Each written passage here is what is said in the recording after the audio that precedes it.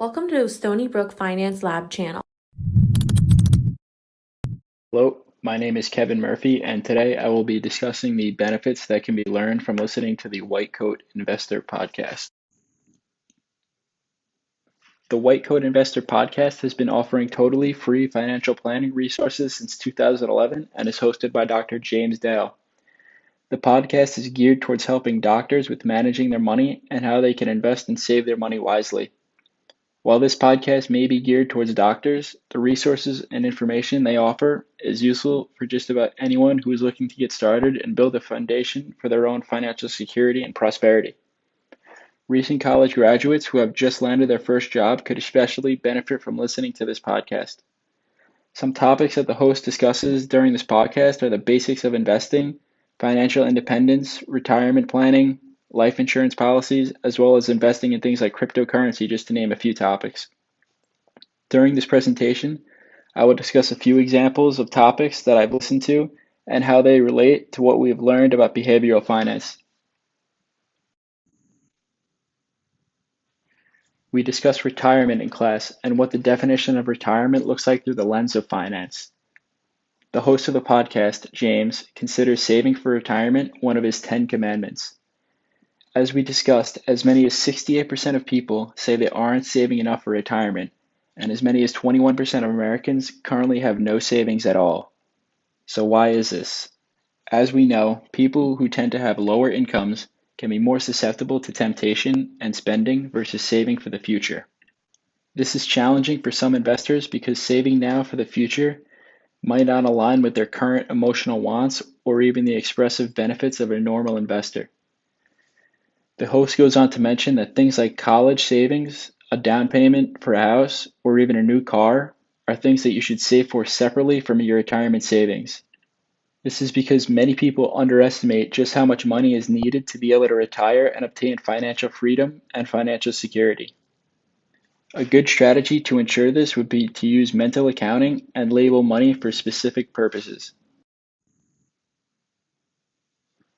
As we've discussed in class, downside protection like health and life insurance are extremely important investments for people to make. The importance of health and life insurance is also a recurring theme throughout the White Coat Investor podcast. So why is insurance so important? Well, because for the average person, most of their economic value comes from their ability to turn their time into money at a very high rate. The inability to do this because of a disability, for example, could result in catastrophe or even bankruptcy, which is why insurance is so important. There is also life insurance. Similarly to disability insurance, if you have a family relying on your income, a life insurance policy is very important to avoid financial catastrophe in the case of death. One of the biggest reasons why people aren't invested in health, disability, or life insurance is because that they think they don't need it because they aren't disabled or sick right now. The problem with that is 10 years from now, no one knows what their health will look like. To tie this into behavioral finance, this could be seen as a confirmation error. The idea that you'll never need insurance in the future is a perfect example of someone underweighing, disconfirming evidence to their beliefs. There are also massive utilitarian and emotional benefits to investing in life and disability insurance. The insurance provides you with assurance from financial problems in the event of death or an accident.